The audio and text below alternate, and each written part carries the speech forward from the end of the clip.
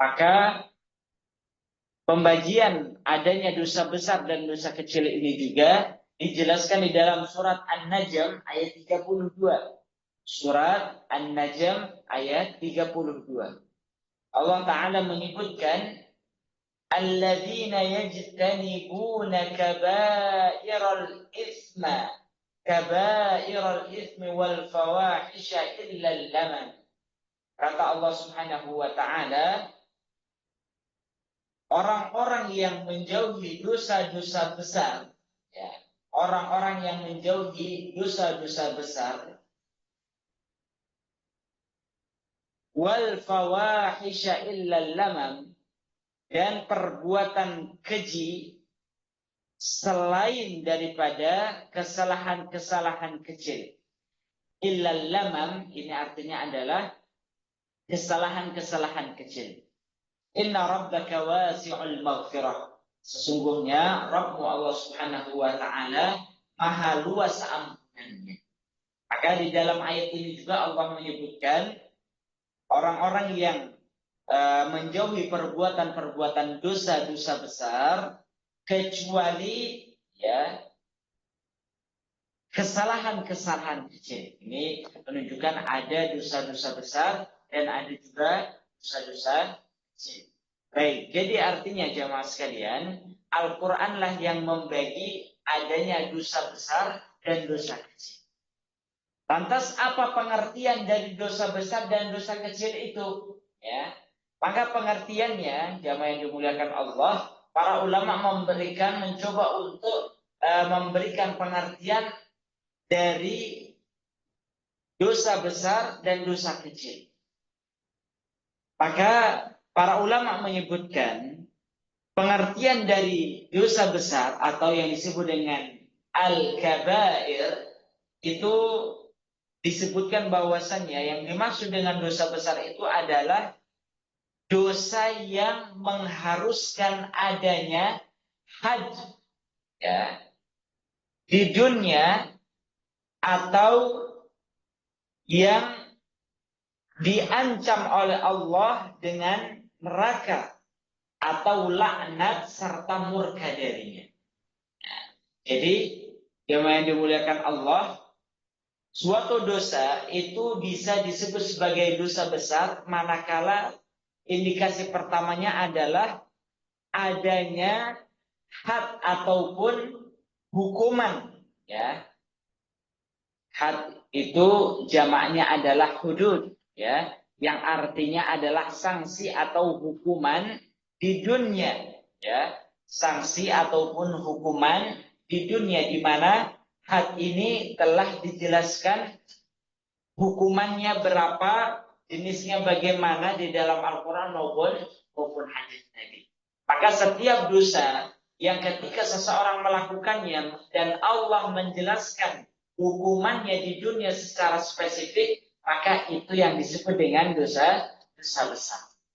Nah, contohnya adalah misalnya dosa mencuri. Maka dosa mencuri ini Allah jelaskan hukumannya dalam Al-Quran, yaitu dengan menghukumnya dengan potong tangan. Ya, maka potong tangan ini merupakan had bagi pelaku dosa orang yang mencuri di dunia. Maka dengan ini, karena mencuri ada hadnya di dunia, maka dia termasuk salah satu di antara dosa-dosa. Yang lainnya contohnya adalah zina. Maka Allah menetapkan bagi orang yang berzina, baik yang sudah pernah menikah ataupun belum, maka masing-masing memiliki had, ya, ataupun sanksi hukuman di dunia, ya. Maka karena ini perbuatan zina masuk ke dalam kategori dosa besar. Dan masih banyak lagi yang lainnya, ya, masih banyak lagi yang lainnya. Baik. Adapun, ya, ada juga yang menyebutkan bahwasannya dosa besar itu adalah setiap maksiat, ya, setiap maksiat yang dilakukan seseorang secara terang-terangan. Artinya berani untuk mengerjakan dosa tersebut secara terang-terangan serta meremehkannya. Misalnya contoh adalah dia secara terang-terangan mengumumkan, saya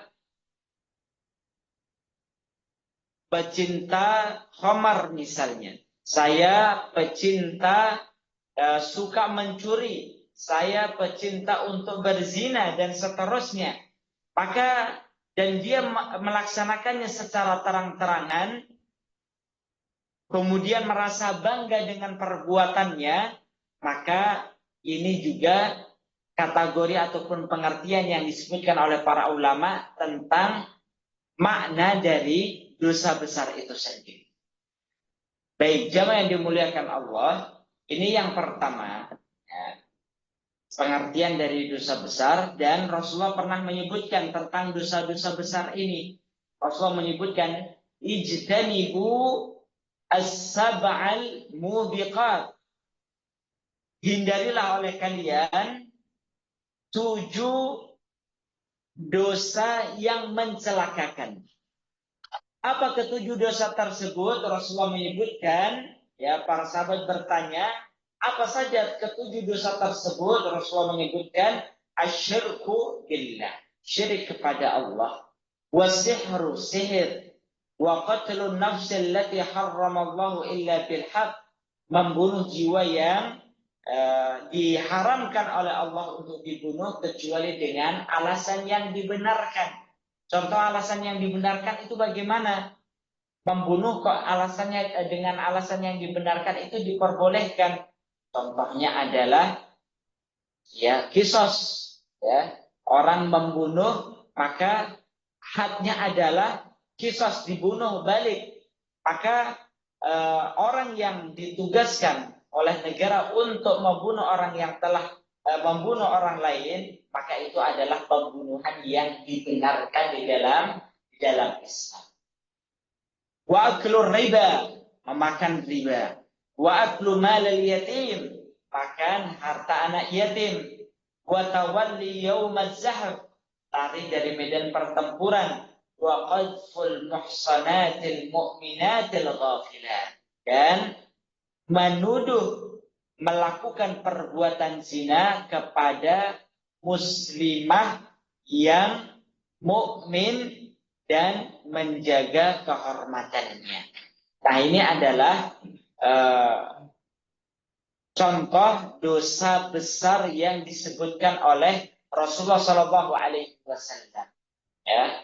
Dan bahkan ada seorang ulama, Imam Az-Zahabi, beliau menulis buku yang judulnya adalah Al-Kabair, dosa-dosa besar. Jadi sekitar 70-an dosa yang beliau sebutkan termasuk dosa besar di dalam buku itu. Baik, kemudian jemaah sekalian, apa pengertian dari dosa kecil? Dosa kecil menurut para ulama itu adalah kebalikan dari dosa besar. Setiap dosa yang tidak memiliki had di dunia, hukuman secara spesifik di dunia yang dijelaskan oleh Allah dan Rasul-Nya, dan juga tidak ada ancaman khusus di akhirat. Kalau dosa-dosa besar tadi ada ancaman khususnya di akhirat. Misalnya contoh, orang yang mencuri, orang yang berzina, orang yang membunuh, itu ada ancamannya di akhirat. Sedangkan dosa kecil tidak ada ancamannya secara khusus di akhirat. Ini termasuk dosa kecil.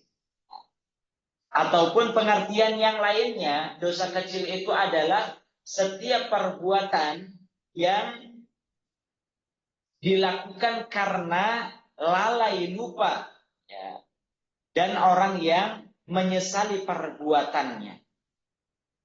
Baik, jamaah yang dimuliakan Allah, ini juga yang dimaksud dengan dosa kecil.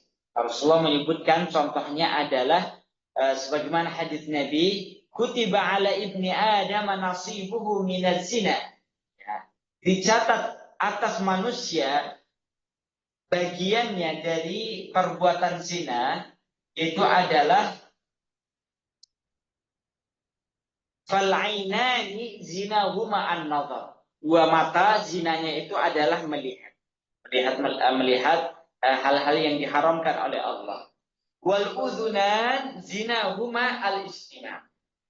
Sedangkan kedua telinga zinanya itu adalah mendengar, yaitu mendengar hal-hal yang dilarang oleh Allah dan Rasul. Wal lisan zinahu al-kalam. Sedangkan lisan zinanya itu adalah ya berbicara hal-hal yang dilarang oleh Allah. Dan seterusnya dan seterusnya. Ini merupakan contoh dari perbuatan dosa kecil. Nah, jamaah yang dimuliakan Allah. Selanjutnya, bagaimana sikap ahlu sunnah wal jamaah di dalam memandang ataupun menyikapi para pelaku dosa besar maupun dosa kecil. Karena sikap ahlu sunnah wal jamaah di dalam memandang pelaku dosa besar terutama dan dosa kecil ini sangat menentukan dan membedakan dengan kelompok-kelompok yang menyimpang. Dan ini sehingga kita harus tahu jamaah sekalian. Karena kalau sikap kita terhadap para pelaku dosa besar itu salah, maka ini yang akan ya dampaknya itu sangat besar juga. Dampaknya sangat besar juga. Baik, jamaah yang dimuliakan Allah, bagaimana ulama ahlu sunnah di dalam memandang para pelaku dosa besar, ya, maka para ulama menyebutkan, ulama ahlu sunnah wal jamaah menyebutkan, orang yang melakukan dosa besar dari kalangan kaum muslimin, maka dia disebut dengan muslim fasik. Ya, ulama ahlu sunnah menyebutkan para pelaku dosa besar dari kalangan kaum muslimin itu disebut dengan muslim fasik. Mengapa dia disebut dengan dua istilah ini, muslim fasik? Karena dia muslim dengan keislamannya dan fasik karena perbuatan dosanya. Nah, ini. Jadi ulama ahlu sunnah menyebut orang yang melakukan dosa besar dari kalangan kaum muslimin dengan sebutan muslim fasik. Mengapa disebut dengan muslim fasik? Muslim karena keislamannya dan fasik karena perbuatan dosanya. Sehingga kemaksiatan ataupun dosa yang dia lakukan itu tidak mengeluarkan dia dari keislamannya. Tidak mengeluarkan dia dari keislamannya. Karena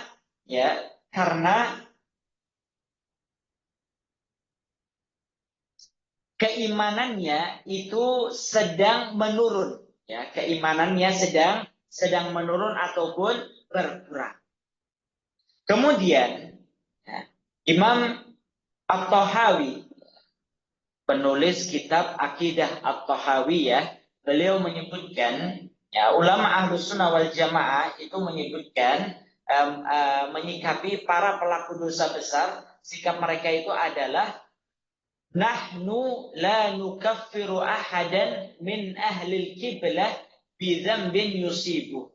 Ya, kami itu tidak, ataupun ahlu sunnah, para ulama ahlu sunnah itu tidak mengkafirkan seorang pun dari ahlul kiblah.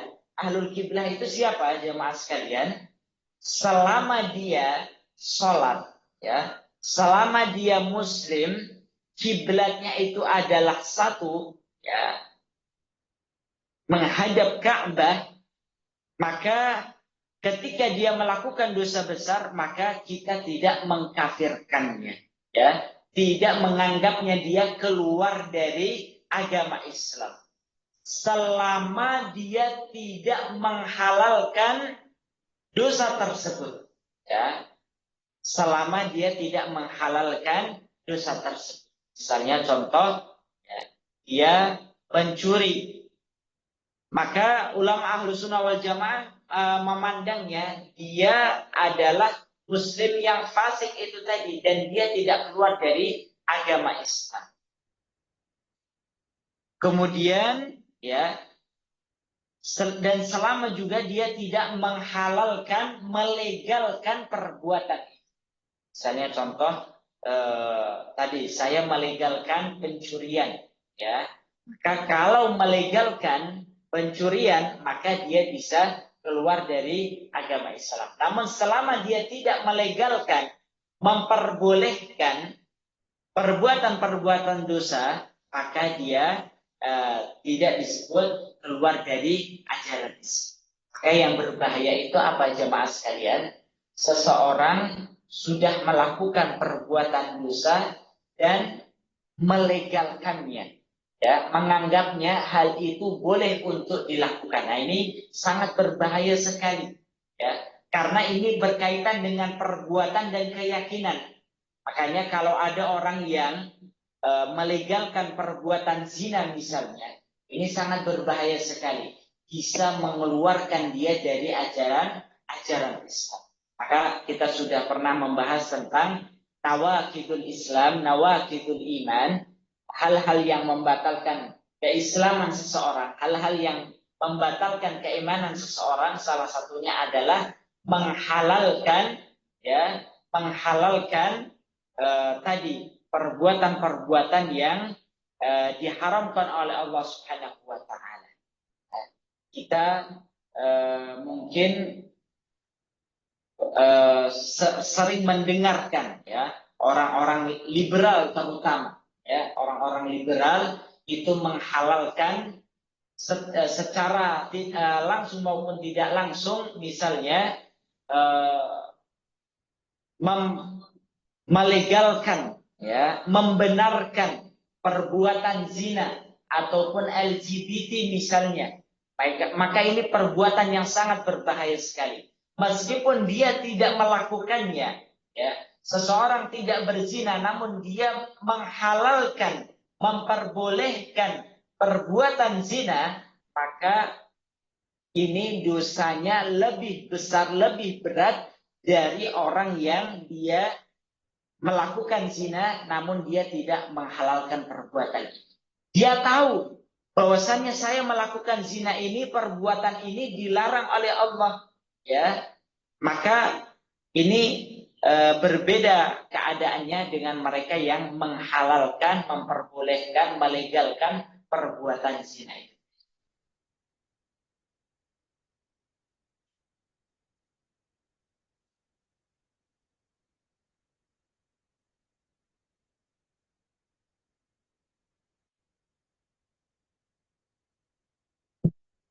Baik, jamaah yang dimuliakan Allah Subhanahu wa taala, maka ini penjelasan yang dijelaskan oleh para ulama, ya, yang dijelaskan oleh para ulama.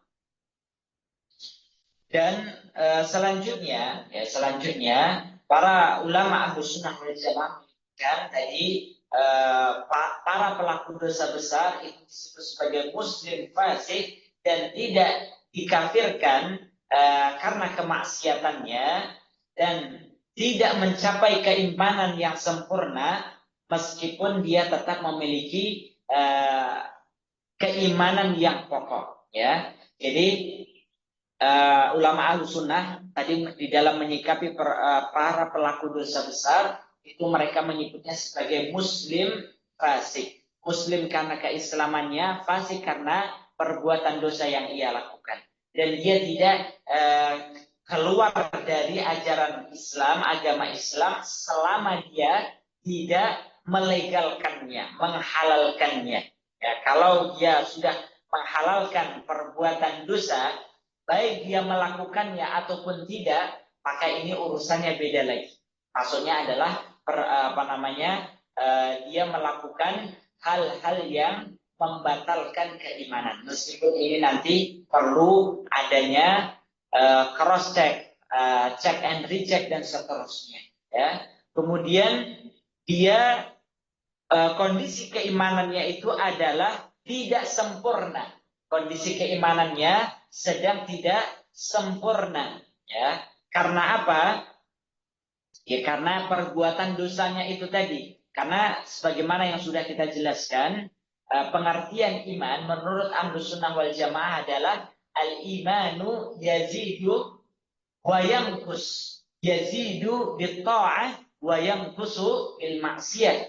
Keimanan itu bisa naik dan bisa turun, bisa bertambah, bisa berkurang. Nah, bertambahnya dengan apa? Yazidu bitta'ah. Bertambah keimanan itu dengan amal ketaatan. Sedangkan keimanan itu bisa turun, ya, bisa berkurang karena kemaksiatan. Artinya, keimanan itu bisa sempurna, bisa kurang sempurna sesuai dengan amal perbuatan manusia.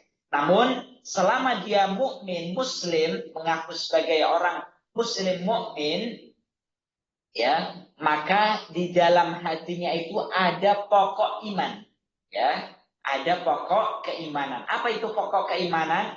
Misalnya dia mengakui adanya Allah, ya, kemudian meyakini rukun iman yang ada, maka itu adalah pokok iman, masih ada di dalam hatinya. Namun dia berbuat dosa, maka yang berkurang itu adalah kesempurnaan iman, bukan yang hilang itu adalah pokok imannya.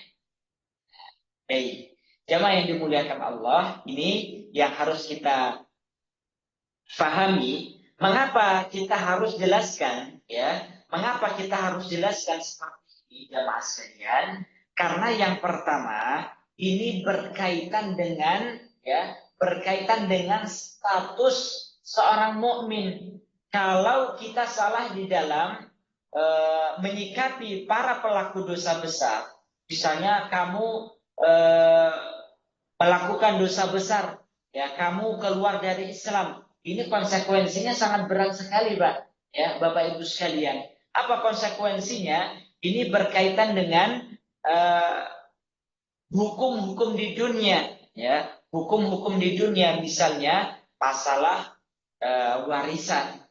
Kalau seorang itu murtad, keluar dari agamanya, maka dia tidak bisa mewarisi ataupun mendapatkan warisan. Ini yang pertama, dampaknya dalam kehidupan dunia, ataupun dalam masalah pernikahan, ya. Masalah pernikahan ada juga dampaknya, ya. Seseorang kalau dalam masalah pernikahan, dia statusnya bukan seorang muslim, ada dampaknya, ya. Kemudian masalah penyembelihan, ya, masalah-masalah yang lainnya, ya, masalah-masalah yang lainnya. Itu artinya status keimanan seorang muslim itu sangat berpengaruh sekali terhadap berbagai masalah urusan-urusan dalam kehidupannya. Maka kita tidak boleh serampangan, ya, kita tidak boleh ngawur dalam masalah menyikapi, ya, menyikapi para pelaku dosa besar. Status keimanan, keislaman para pelaku dosa besar. Baik, jamaah yang dimuliakan Allah. Selanjutnya, ya, ini ulama ahlu sunnah di dalam menyikapi pelaku dosa besar di dunia, ya, maka sikapnya tadi sudah jelas. Di dunia itu adalah dia disebut sebagai muslim fasik, tidak keluar dari Islam selama tidak menghalalkan perbuatan tersebut, dan keimanannya, ya, kesempurnaan imannya itu berkurang, ya, berkurang karena perbuatan dosanya, ya. Karena dalam masalah keimanan itu juga ada penyempurna iman, ada dasar iman, pokok iman, ada penyempurna iman, ya. Pokok iman tadi seperti kita mengimani rukun iman, itu pokok iman, nggak boleh hilang, ya, nggak boleh hilang. Adapun penyempurna iman, ya, misalnya tadi cabang-cabang keimanan, ya, dosa ketaatan kepada Allah, maka ketika hal ini hilang, yang hilang itu adalah kesempurnaan imannya, yang berkurang itu adalah kesempurnaan imannya. Ini adalah status seorang muslim yang melakukan dosa besar di dunia. Bagaimana ketika di akhirat, ya? Adapun ketika di akhirat, ulama Ahlussunnah wal Jamaah itu menyikapi pelaku dosa besar bagaimana nasibnya di akhirat, maka ulama Ahlussunnah wal Jamaah berpendapat bahwasannya para pelaku dosa besar di akhirat itu statusnya adalah tahta masyiatillah. Tahta masyiatillah, yaitu di bawah kehendak Allah Subhanahu wa taala. Jadi para pelaku dosa besar itu statusnya nanti di akhirat bagaimana? Apakah dia pasti masuk neraka? Ya belum tentu. Apa sikap Ahlussunnah wal Jamaah? Para pelaku dosa besar di akhirat itu statusnya adalah tahta masyiatillah, di bawah kehendak Allah Subhanahu wa taala. Maksudnya bagaimana? Jika Allah berkehendak untuk menyiksanya dengan memasukkannya ke dalam neraka dan seterusnya, maka Allah melakukan itu dengan keadilannya, karena keadilannya. Namun jika Allah menghendaki untuk mengampuninya, menghendaki akan mengampuninya, maka Allah akan mengampuninya dengan rahmatnya, dengan kasih sayangnya. Ya. Jadi kalau ada orang pelaku dosa besar di dunia, tapi di akhirat dia diselamatkan oleh Allah dari neraka, itu bisa tidaklah ia selamat kecuali karena kehendak Allah berupa rahmatnya, pemberian rahmat dari Allah Subhanahu wa taala. Ya, dengan apakah bisa jadi orang yang memberikan syafaat kepadanya, ataukah dia punya amalan-amalan yang menyebabkan dia diampuni dosa-dosanya. Sebagaimana contoh kisah yang dalam riwayat yang sahih, yaitu kisah wanita pezina yang memberi minum anjing. Ya. Ini dia melakukan dosa besar, perbuatan zina. Namun karena perbuatan lainnya berupa kasih sayang kepada seekor anjing, maka di akhirat Allah mengampuni dosa yang pernah dia lakukan. Itu artinya adalah para pelaku dosa besar di akhirat statusnya adalah di bawah kehendak Allah Subhanahu wa taala. Allah bisa berkehendak untuk mengazabnya. Kalaupun Allah mengazabnya, maka karena keadilan Allah Subhanahu wa taala. Allah mengazabnya karena keadilannya. Dan bisa juga Allah berkehendak dengan mengampuninya, maka Allah mengampuninya karena rahmat Allah Subhanahu wa taala. Hal ini sebagaimana yang Allah sebutkan dalam surat An-Nisa ayat 48. Innallaha la yaghfiru an yushraka bihi wa yaghfiru ma duna dzalika liman yasha.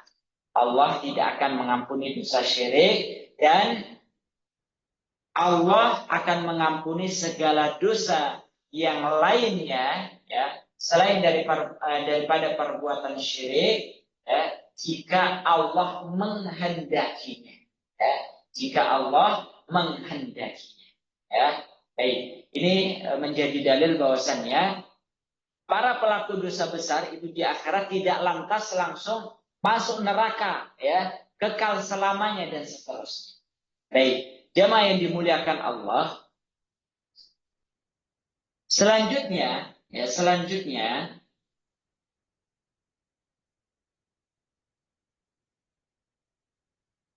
mengapa hal ini kita harus pahami, sikap Ahlussunnah wal Jamaah terhadap para pelaku dosa besar ini, kita harus memahaminya karena jangan sampai kita bersikap sebagaimana sikapnya kelompok-kelompok yang menyimpang.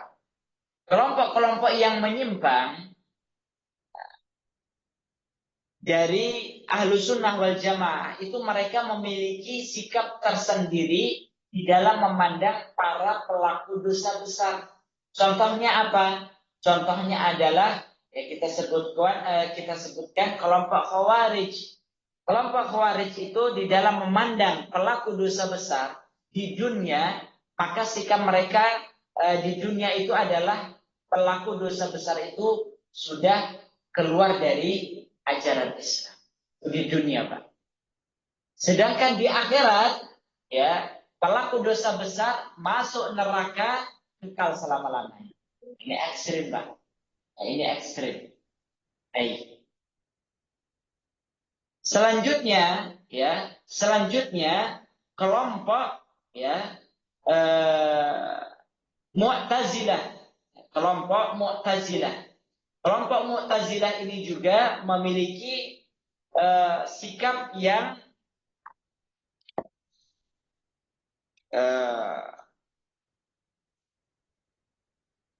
kita sebutkan Murji'ah terlebih dahulu, ya.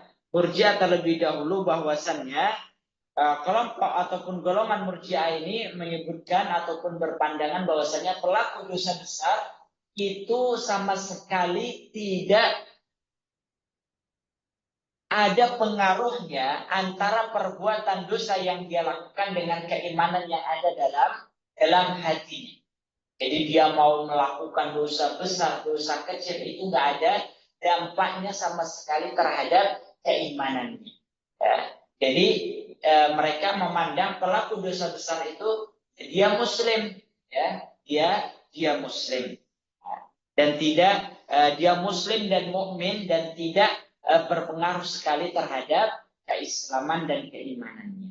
Ya. Dan begitu pula saat nanti dia di akhirat. Ya, baik. Begitu juga tadi Mu'tazilah.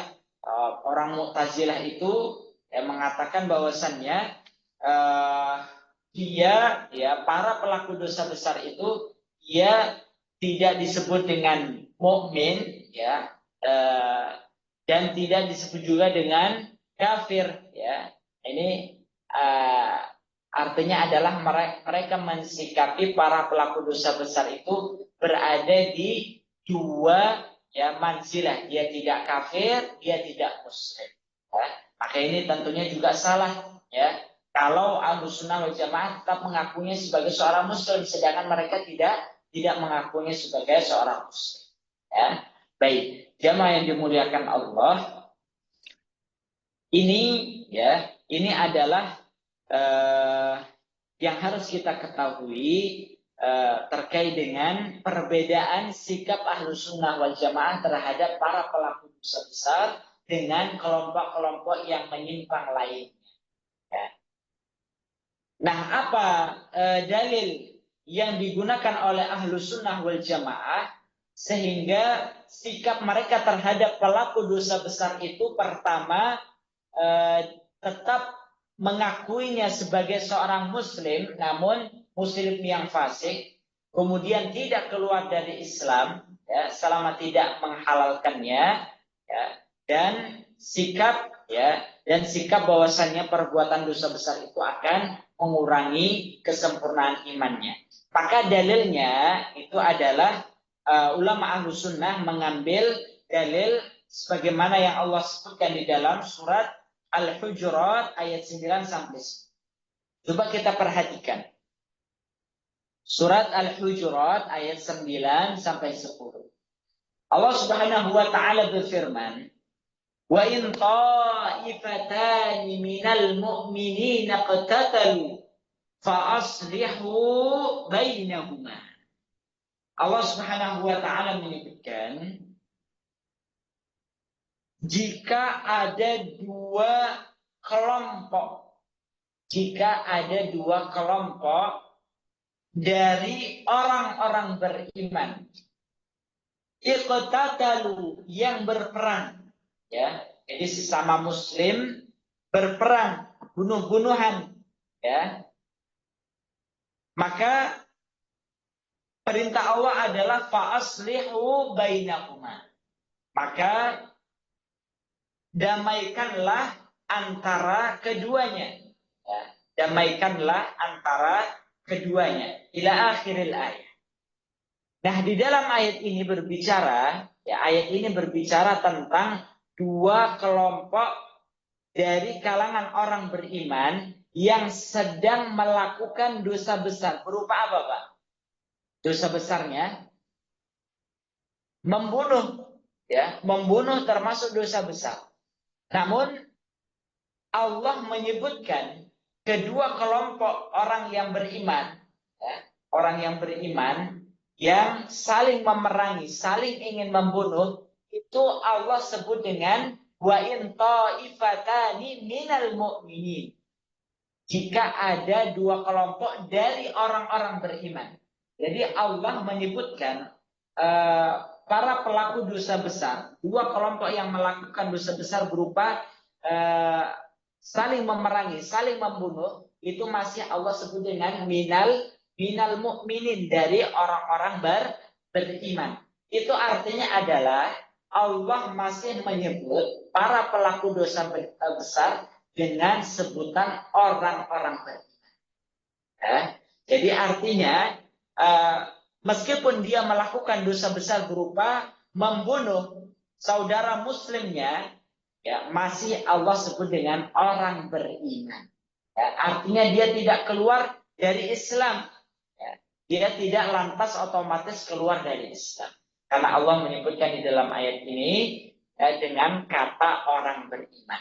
Kalau dengan perbuatan membunuh sesama muslim itu menyebabkan keluar dari agama Islam, maka Allah tidak akan menyebut dengan minal mu'minin, dari kalangan orang-orang beriman.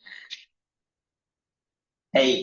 Dan begitu pula dasar Ahlus Sunnah wal Jamaah bahwa para pelaku dosa besar nanti di akhirat itu tidak kekal selama-lamanya di neraka. Kalaupun dia harus dihukum oleh Allah, maka berdasarkan hadis Nabi Shallallahu Alaihi Wasallam yang menyebutkan, ya, apabila penduduk surga sudah masuk dalam surga, penduduk neraka sudah masuk ke dalam neraka, maka Allah berkata, unzuru man wajadtum min fi qalbihi mithqala habbatin min khardalin min iman fa akhrij. Allah berkata, memerintahkan kepada para malaikatnya terhadap penduduk neraka, keluarkanlah orang yang kalian dapati di dalam hatinya itu terdapat keimanan meskipun sekecil biji sawi, maka keluarkanlah dia. Itu artinya adalah para ulama Ahlus Sunnah wal Jamaah sepakat bahwasanya seorang muslim mukmin yang selama dia memiliki keimanan kepada Allah meskipun sebesar biji sawi, sekecil biji sawi, misalnya dia mengakui adanya Allah, mengakui bahwasanya Allah adalah pencipta, Allah adalah satu-satunya zat yang berhak untuk diibadahi, Allah pemberi rizki, ya, iman terhadap rukun iman yang ada, maka ini setidaknya, ya, keimanan yang sekecil biji sawi. Meskipun dia misalnya, meskipun dia beriman kepada Allah, namun dia sering melakukan kemaksiatan, dosa besar, dosa kecil, maka ketika dia harus dihukum oleh Allah dengan dimasukkan ke dalam neraka karena keadilan Allah, maka pada akhirnya setiap muslim mukmin itu tidak akan kekal di neraka.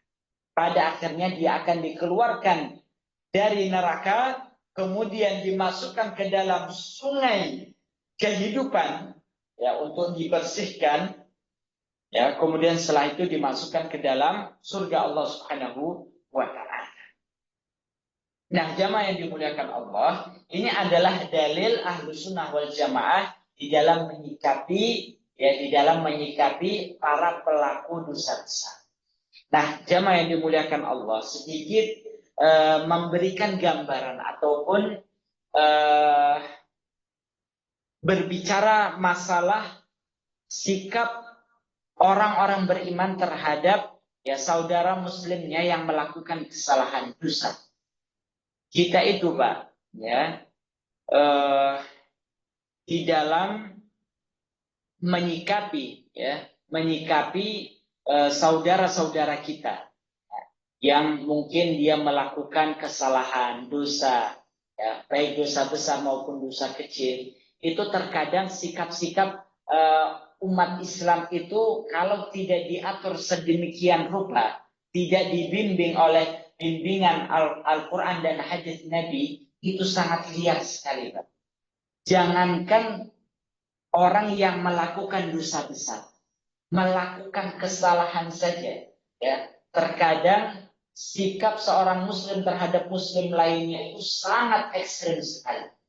Ya, contoh belum lama ini adalah ada ketika seorang ustadz, ya, mungkin karena salah mengambil diksi misalnya, ya, sehingga menyebutkan bahwasannya salah satu surat dalam Al-Quran, ya, Asy-Syu'ara, misalnya disebut dengan surat pemusik, ya, atau yang lainnya. Kemudian ini kita melihat bagaimana sikap seorang muslim dengan muslim yang lainnya. Langsung dihukumi, oh ini menghalalkan musik, ya. Kemudian kalau orang menghalalkan musik langsung keluar dari Islam, murtad dan seterusnya. Wal'iyadzubillah. Ini adalah sekali lagi gambaran-gambaran bagaimana sikap seorang muslim di dalam menyikapi kesalahan, ya, kesalahan ataupun kalau misalnya kita sebut sebagai kesalahan, ya, maka itu adalah sikap yang ditunjukkan oleh seorang muslim terhadap muslim yang lain. Coba kita bayangkan, Pak, ya. Ini terkadang sikap-sikap ekstrim, ya, kelompok Khawarij yang mungkin namanya saat ini sudah tidak ada, namun sikap-sikap mereka itu masih terus dilakukan hingga hari ini. Meskipun kalau dia ditanya, kamu Khawarij? Bukan, ya. Tapi sikap-sikap Khawarij itu sangat, ya, kental sekali, sangat nampak sekali di tubuh kaum muslimin pada hari ini. Baik, maka oleh karena itu inilah pentingnya, ya, inilah pentingnya mengapa para ulama Ahlussunnah wal Jamaah itu menjelaskan secara detail bagaimana sikap Ahlussunnah wal Jamaah terhadap para pelaku dosa besar. Ya, jangankan sekali lagi dosa besar, seorang ustadz tidak berzina, tidak minum khamar, tidak ini itu dan lain sebagainya, ya. Mungkin perselisihan pendapat saja, ya, berselisih pendapat saja itu terkadang seseorang menyikapinya secara ekstrim itu tadi, keluar dari Islam dan seterusnya. Waliyadzubillah. Oleh karena itu jamaah yang dimuliakan Allah, inilah yang harus bersama-sama kita pahami, ya, sehingga kita sebagai seorang muslim itu menjadi muslim yang, ya, yang pertengahan, muslim yang pertengahan. Dan terakhir, ya, kita akan mencoba untuk menjelaskan, ya, beberapa syubhat-syubhat ataupun kesalahan-kesalahan di dalam memahami dalil Al-Quran maupun hadis Nabi yang kita harus mengetahui. Dan ini sering digunakan oleh tadi orang-orang yang kelompok yang menyimpang dan sebagainya. Baik, kita pernah mendengar hadis Nabi, ya, la yazni zani hina yazni wa huwa mu'min.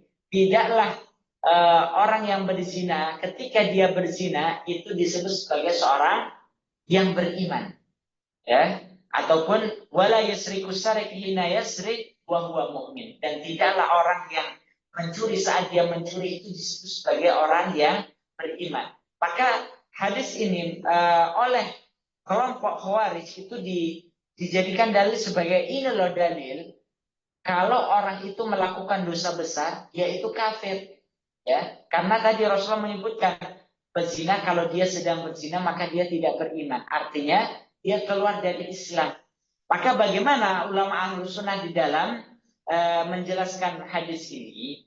Maka hadis ini dijelaskan oleh para ulama bahwa ketika ketika Rasulullah menyebutkan seorang pezina ketika dia berzina dia tidak beriman, maksud tidak beriman itu adalah ya tidak sempurna keimanannya, ya tidak sempurna keimanannya. Karena sekali lagi iman itu ada dua, ada aslul iman, iman yang pokok. Contoh iman yang pokok tadi keimanannya terhadap rukun iman yang ada itu tidak akan hilang. Ya, kalau ini hilang maka pokok keimanannya akan hilang, maka dia bisa keluar dari Islam. Tapi ketika Rasulullah menyebutkan tentang orang yang melakukan zina ataupun orang yang mencuri, kemudian dia tidak beriman, yang hilang itu adalah kesempurnaan imannya. Ya, kesempurnaan imannya, bukan pokok imannya. Ya. Sehingga kesempurnaan iman itu bisa terkadang berkurang, bisa terkadang bertambah. Itulah yang fluktuatif itu tadi. Itulah yang dijelaskan oleh Rasulullah Shallallahu Alaihi Wasallam di dalam hadis. Ya. Jadi nggak boleh memahami hadis itu secara zahirnya saja, harus dibahas ya secara detail. Ya. Ataupun misalnya hadis Rasulullah yang menyebutkan bahwasannya barang siapa yang membawa senjata kepada artinya menodongkan ataupun ingin membunuh saudara muslimnya, maka dia bukan termasuk golongan kami. Artinya kalau bukan termasuk golongan kami, maka dia keluar dari Islam. Maka bagaimana ulama Ahlussunnah di dalam menjelaskan makna daripada hadis ini? Maksud daripada bukan termasuk golongan kami itu adalah bukan termasuk golongan orang-orang yang taat, ya, bukan termasuk golongan orang-orang yang taat mencontoh kepada Rasulullah, ya, bukan berarti dia keluar dari Islam itu, ya. Baik, jamaah yang dimuliakan Allah, ya, jamaah yang dimuliakan Allah. Dan masih banyak lagi intinya, ya, dan masih banyak lagi sikap ataupun syubhat-syubhat yang mungkin seseorang itu salah memahami dalil sehingga menyikapinya juga salah seperti itu. Wallahu a'lam, mungkin hanya ini yang dapat kami sampaikan, semoga bermanfaat. Selanjutnya mungkin bagi jamaah yang ingin bertanya, maka kami persilahkan. Wallahu a'lam. Ya. Tadi menunggu yang orang sering bertanya. Ya. Jadi di awal-awal menyebutkan ini kitab Az-Zahabi yang Al-Khabair, ya. Kalau lihat definisi Ustaz kayak apa di general, ya, yang ada hukumnya itu dosa besar. Dan kalau kita bukunya si Ustaz Al-Zahabi ini lebih banyak lagi deh. Iya. Nah, saya nggak mau bahas karena banyak ya. Mungkin ada terlalu banyak dosa yang besar yang kita biasakan, lama-lama kayaknya bukan dosa besar, ya biasa aja gitu. Itu pertanyaan pertama, gimana Ustaz? Yang kedua, ini masalah sholat Ustaz. Kalau di Zahabi itu disebutkan dosa besar itu di utara empat, ya, kan sirik, muskir, ya. Jadi dianggap dosa besar. Sedangkan bagi para orang muslim, tinggal sholat itu ya begitu aja Ustaz. Saya pernah dengar meninggalkan sholat itu dosa yang jauh lebih besar daripada zina, karena dia bermaksiat kepada Allah dan kepada manusia. Sedangkan di sini kita nggak bahas secara definisi, tapi di hati orang-orang muslim itu meninggalkan sholat itu ya udah biasa aja gitu. Tidak ada kodo, tidak ada, udah gitu aja gitu. Bagaimana Ustaz? Jadi jemaah sekalian, penjelasan ataupun ukuran definisi dari dosa besar itu memang para ulama memiliki beberapa definisi. Di antaranya tadi dosa besar adalah salah satu kriteria dosa besar adalah dosa besar memiliki hukuman ataupun had di dunia. Ya, ini menjadi salah satu indikasi saja bahwasanya itu adalah dosa besar. Karena ulama yang lainnya juga menyebutkan definisi lain dari dosa besar itu sendiri, yaitu ketika dosa dilakukan secara terang-terangan, ya. Kemudian dia apa namanya ya sebutannya tadi adalah dilakukan secara terang-terangan, ya, kemudian meremehkan dosa tersebut. Ya. Bahkan juga Rasulullah menyebutkan la kabirata ma'al istighfar wala saghirata ma'al israr. Tidak ada dosa besar yang dengan istighfar. Artinya dosa bisa jadi itu dosa besar, dia berzina. Tapi setelah itu dia bertaubat, beristighfar kepada Allah. Dosa besar, secara definisi dia dosa besar. Namun bisa menjadi dosa kecil ataupun diampuni oleh Allah karena istighfar yang dia lakukan. Ya. Artinya dosa besar itu bisa diampuni dengan istighfar. Namun jangan sampai kita meremehkan, oh ini dosa nggak ada hadnya di dunia. Ya sudah, saya melakukannya secara terus-menerus. Maka Rasul menyebutkan wala saghirata ma'al israr. Bisa jadi dosa kecil itu bisa menjadi dosa besar ketika dilakukan secara terus-menerus. Ya. Itu artinya jamaah yang dimuliakan Allah bahwa sekali lagi kita tidak bisa terpatok bahwasannya oh ini dosa ini nggak ada hadnya di dunia. Ya sudah ini termasuk dosa kecil ya dan bisa dilakukan berulang-ulang, maka tidak bisa. Ya, karena Rasulullah tadi menyebutkan dosa kecil bisa berubah menjadi dosa besar kalau dilakukan secara terus-menerus. Kalau dilakukan secara terang-terangan, kalau dia menganggapnya remeh dan seterusnya. Ya, itu bisa menjadi dosa besar. Ya. Meskipun tadi tidak ada hadnya di dunia. Ya. Nah, selanjutnya termasuk juga dengan masalah meninggalkan sholat. Meninggalkan sholat ini termasuk dosa besar. Ya, termasuk dosa besar. Nah, di dalam kitab Al-Kabair itu disebutkan termasuk di dalamnya adalah meninggalkan sholat itu tadi. Meninggalkan sholat. Nah, meninggalkan sholat sekali lagi ini termasuk dosa, ya, termasuk dosa besar, yang termasuk dosa besar yang pelakunya ada ancaman juga, ya. Rasulullah juga menyebutkan bahwasanya al-farqu bainana wa bainahum as-salat. Perbedaan antara orang mukmin dengan orang kafir itu adalah as-salat, ataupun al-farqu bainal kufri wasyirki tarkus salah. Perbedaan antara keimanan, ya, dengan kemusyrikan itu adalah salat. Itu artinya adalah ini merupakan hal yang sangat ditekankan oleh Rasulullah, jangan sampai kita meninggalkan salat karena ini termasuk dosa-dosa besar. Allah alam. Jadi karena nggak ada hadnya nggak berasa Ustaz, ya aman-aman aja. Nah, tapi kalau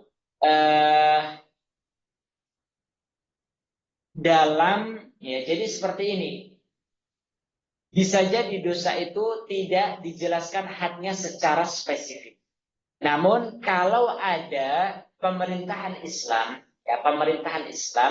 maka perbuatan yang tidak ada hadnya, ya, artinya hukuman yang dijelaskan secara spesifik oleh Allah dan Rasulnya, maka kalau dalam pemerintahan Islam itu ada yang disebut dengan takzir. Ya, takzir itu juga hukuman yang jenisnya, ya, dan penetapannya ditentukan oleh seorang hakim. Misalnya contoh orang nggak sholat, memang nggak ada hadnya secara spesifik yang dijelaskan oleh Allah dan Rasulnya di dalam Al-Quran maupun hadis Nabi. Namun dalam pemerintahan Islam, seorang pemimpin ataupun seorang hakim itu bisa mentakzir, menghukum. Takzir itu juga hukuman bagi misalnya pelaku, ya, orang yang tidak mau sholat. misalnya di penjara, ya, atau yang lainnya. Itu bisa, ya. Namun ini bisa diwujudkan ketika hukum Islam itu diberlakukan. Namun kalau tidak, maka dengan apa namanya had juga misalnya, kalau tidak ada hukum Islam ya tidak bisa diterapkan juga, sama. Allah.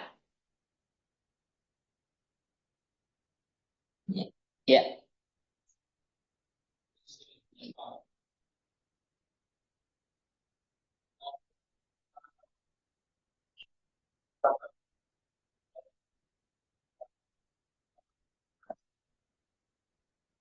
Ketika itu pada apa itu Ya. jadi gimana kita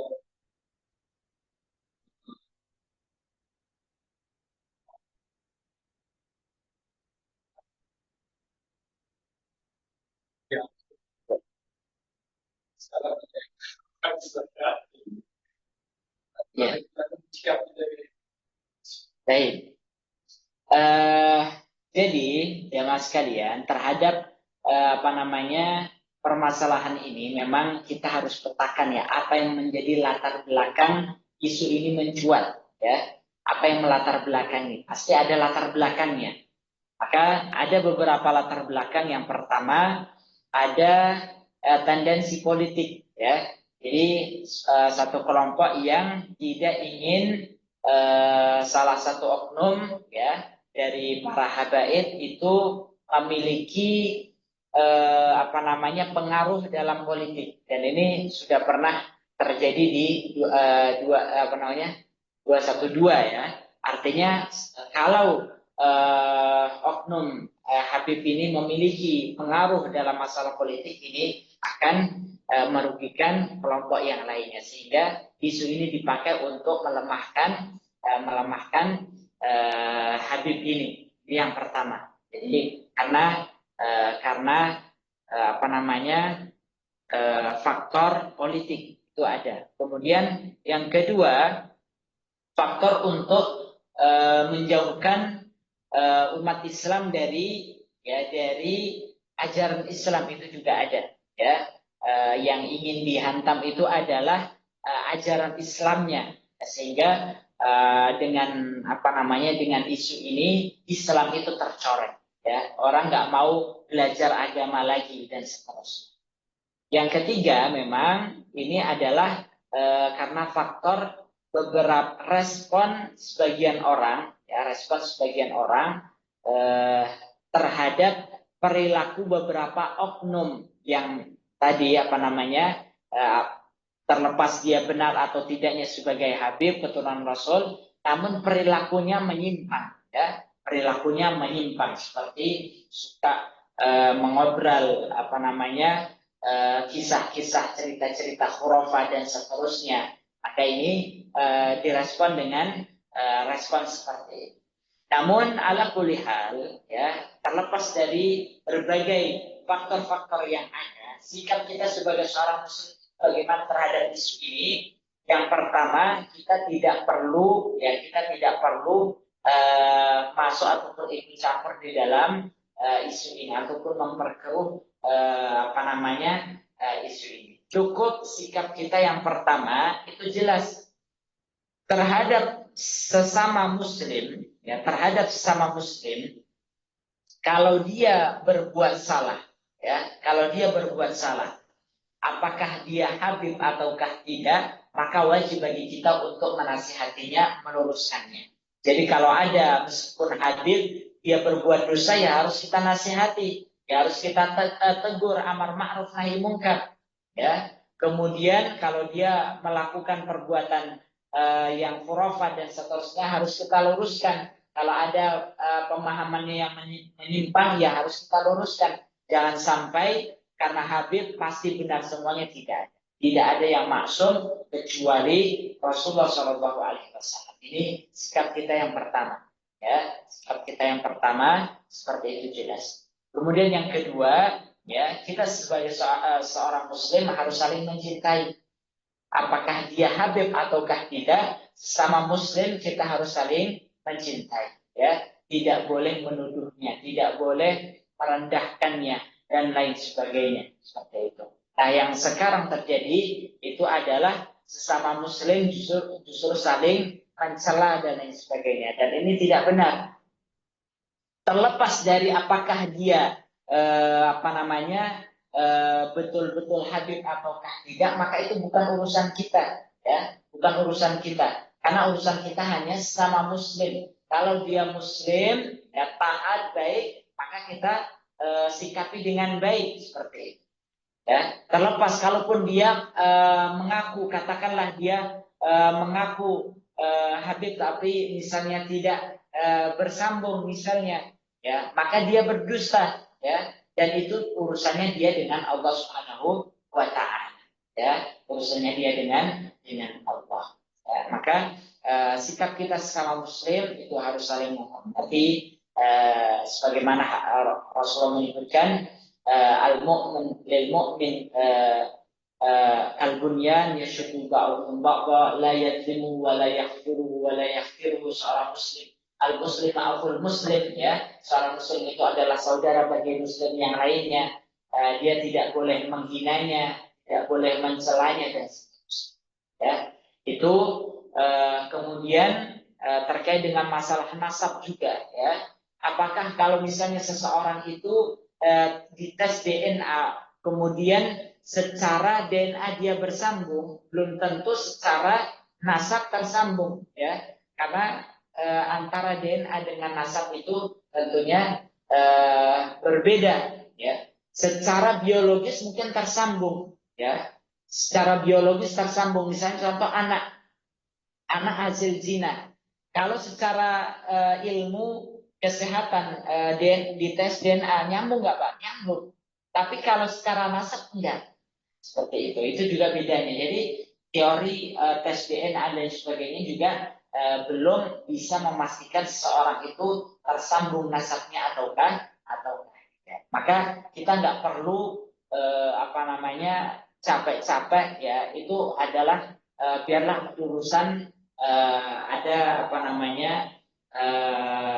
lembaga yang mengurusi itu, ya. Dan kita tidak perlu membebani diri kita. Ini seorang ini kalau dia karena tidak ada yang membedakan antara keturunan Rasulullah dengan bukan keturunan Rasul, ya. Karena ukurannya itu adalah muslim, ketakwaan, ya, ketakwaan. Kalau dia keturunan Rasulullah, ya, kalau dia tidak bertakwa, ya, maka tidak ada bedanya dengan yang lain. Wallahu a'lam. Pertanyaan terakhir Ustaz, mudah-mudahan nyambung pertanyaan Pak. Ya. Kalau kita bersikap adil, ya kita supaya adil, kita tidak mau memutus dia, karena pada akhirnya orang itu dari imannya, karena Rasul itu pernah berjanji ketika Fatimah melanggar, maka Rasul akan menegakkan. Karena banyak sahabat ini Ustaz, dia adalah orang pertama di dalam komunitas mereka yang menjauhi sunnah Rasul. Banyak. Nah, ini pertanyaan saya Ustaz. Ada hurafat-hurafat mereka ini kadang-kadang ngeselin Ustaz, yang disampaikan oleh pengikutnya seolah-olah Habibnya ini yang paling agung. Bagaimana kita menyikapi? Karena ini saya pikir itu seperti penghinaan agama Ustaz. Ketika dia bilang di akhirat Rasul dan Ali berlari-lari mau mengikuti pelajaran Quran atau nahwu dari itu Habibnya dia. Bagaimana mungkin Rasul berlari sama dan Khalifah Rasulullah yang lainnya berlari belajar sama mereka. Karena mereka aja ilmunya belum tentu bersambung dan mereka nggak tahu ilmunya dari mana Ustaz. Sedangkan yang ngajar Rasul aja Jibril. Yang mengajar Rasul Allah dan melalui Jibril. Bagaimana mungkin orang yang ngajarin, yang punya ilmunya diajarkan sama habibnya mereka. Dan hurafat itu diterima Ustaz sama masyarakat kita Ustaz. Mana itu Ustaz? Boleh nggak kita ambil sebagai penghinaan agama? Itu penghinaan Ustaz.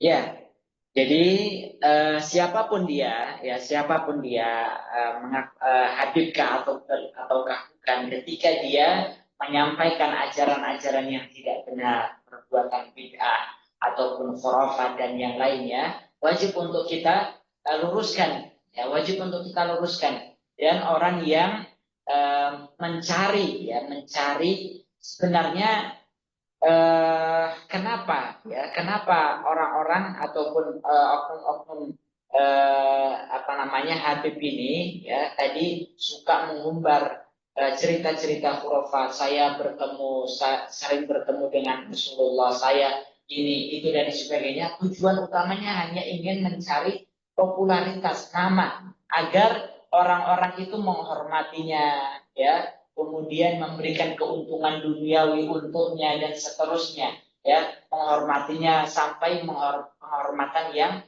berlebih-lebihan, sehingga salah satu senjata untuk mencari perhatian, ya, orang agar dia mau diagungkan ya dengan cara seperti itu, ya. Maka sekali lagi, terlepas dia Habib ataukah bukan, ketika dia melakukan penyimpangan akidah, ibadah dan seterusnya, penyimpangan ajaran, yaitu pasti apa namanya, yang namanya melakukan perbuatan seperti itu merusak ajaran Islam, ya, maka harus diluruskan, ya, harus diluruskan. Tidak boleh didiamkan.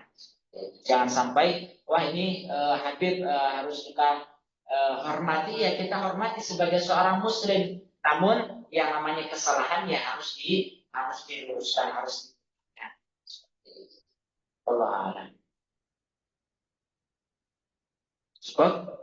Baik. Jamaah yang dimuliakan Allah, demikian yang bisa kita kaji dan kita pelajari kesempatan kali ini. Semoga apa yang kita pelajari bermanfaat untuk kita semua, dan kita memohon kepada Allah Subhanahu wa taala hidayah ilmu, hidayah taufik, sehingga kita bisa mengamalkan apa yang telah kita ilmui, dan bertambahnya ilmu kita, bertambah pula rasa takut kita kepada Allah Subhanahu wa taala. Mungkin hanya ini yang dapat kami sampaikan, lebih dan kurangnya kami mohon maaf. Kita akhiri majlis kita dengan membaca hamdalah dan doa kafaratul majlis. Alhamdulillahirabbil alamin. Subhanakallahumma wa bihamdika asyhadu an la ilaha illa anta astaghfiruka wa atubu ilaik. Aqulu qawli hadza wa assalamualaikum warahmatullahi wabarakatuh.